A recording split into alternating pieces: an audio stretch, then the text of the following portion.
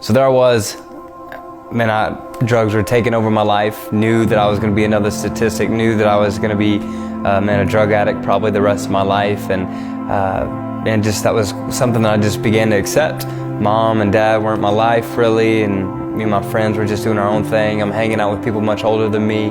That's just where I was. But all of a sudden, man, two of my friends weren't coming to the parties that I was throwing anymore, and I remember asking, where they'd been, and I kept hearing John and Selena. I didn't understand what that meant. But finally, one of my friends came up and said, "Hey man, you need to go to John and Selena's." And I said, "Okay." And I said, "Who's that?" And they said, "Well, they're youth pastors." And I was like, "What?"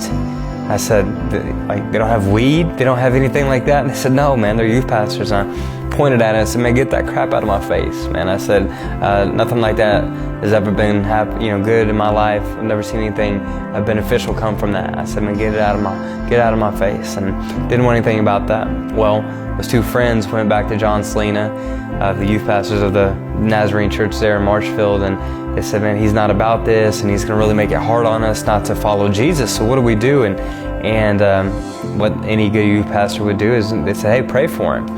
But they were brand new Christians, and so they believed it with all their might that prayer would change my life. And so they went in their closet and they prayed and they prayed and they prayed and they prayed and they prayed. Well, meanwhile, the Lord started working on my heart. I was at a basketball game, and all of a sudden, man, I just began to think about all these things in life, and where I was headed. And my brother was in DFS, my mom was in and out of jail. She would call me with suicidal thoughts, and my dad wasn't really there for my life anymore, and I didn't know what was next. And I just began to really wonder of what was going to happen. Well, I thought about my mom, thought about my dad, but the thing that really hit home was my little brother, Jagger. He was in DFS still saw him once a week for 30 minutes. I thought about him. I thought he has absolutely no one to look up to. So what does he have to look forward to? And I thought for the very first time, what if I could be that change?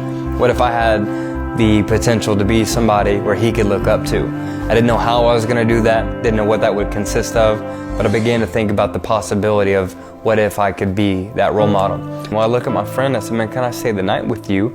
Because, I was just going with friends from house to house every single night. And he said yes, and I go to his house, and everybody knew Dylan as somebody who had a very hard heart. I wouldn't show any emotion. They knew I kind of had a rough story, but though they didn't know the whole story. But man, finally I broke down. I just started crying in his house that night. And I looked at him and I said, "Man, nobody's ever gonna make me do anything I don't wanna do." I had so much pride in me. But I said, "I need something different in my life." And I said, "My little brother needs someone to look up to." I said, "And I wanna be that difference maker. I don't know how, don't know what. I don't know if it's God, John and Selena, or her, whoever, but I said, I need that in my life." And we hear about this church event the next day called 30-Hour Famine. And it's a Nazarene youth event. And we find out that, we could go to it. And so he said, "Well, let's call John and Selena, the youth pastors." And so he asked me to call them. And I said, "No." I said, "You're more Christian than I am, man." I said, "I've never even been to church." And so he calls and he asks, "Hey, can me and Dylan go to this event the next day?" And they said yes. And so that next day I wake up, and that's the first time I'm sober in 3 months. And I'm going to school and I'm smiling the next day, and people are wondering like, why am I different? And I hadn't given my heart to Jesus yet, and the Lord was working in my heart. His prevenient grace had been really stirring within me, and meanwhile my two friends were still praying for me.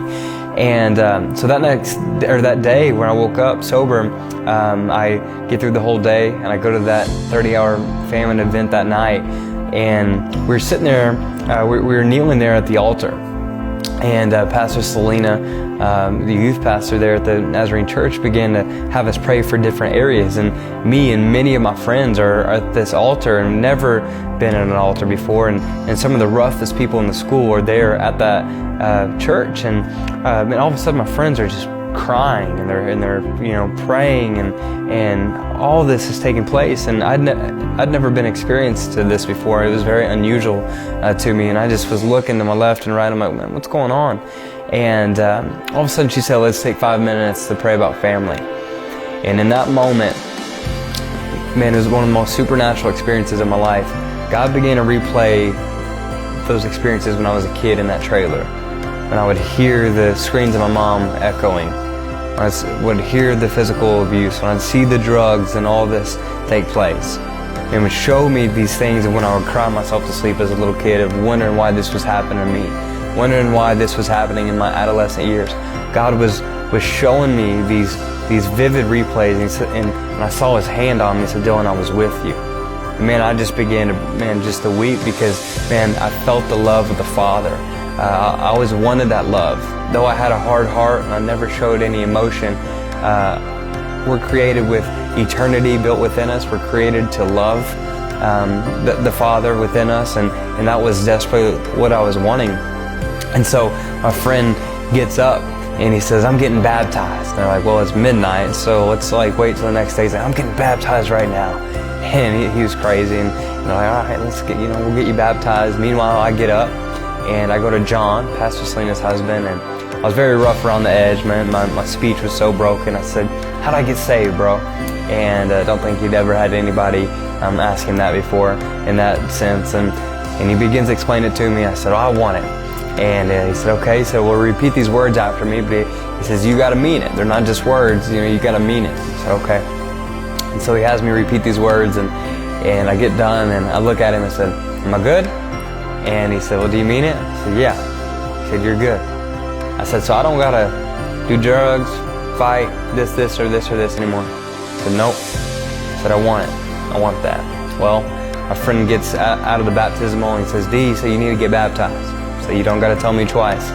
And so there at midnight, like Paul and Silas praising in prison, and I gave my heart to Jesus, and I got baptized. And after I got out of that water, we began to go to my different friends' house that night.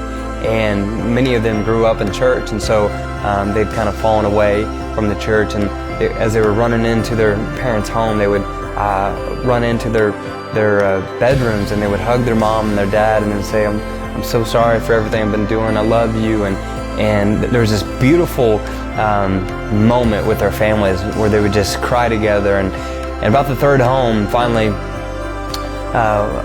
we went into another home, and I watched my friend run up just like the other two homes, and he would get in the parents' room and start crying and say, I'm so sorry, I love you.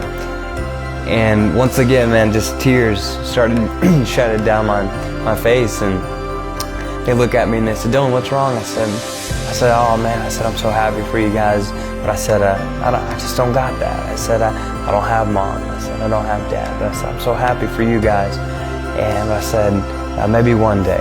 And after that last home that we were at with my friends, we went back to the church and we stayed the night there. And I called up my mom's parents and my grandparents, and I just called them. I said, hey guys, I said, just want to let you know, thank you for always being there for me, being constant. I love you, I appreciate you, and I just want you to know that, man, I'm going to make some changes in my life. Well, they didn't know what was going on. They didn't know I gave my heart to Jesus, but they were the ones that were always steady. And so now I just want to call and thank them for all that they've done. And that choice that I made that day on February 21st of 2010 forever changed my life, and it forever changed other people's lives in my family and around my life.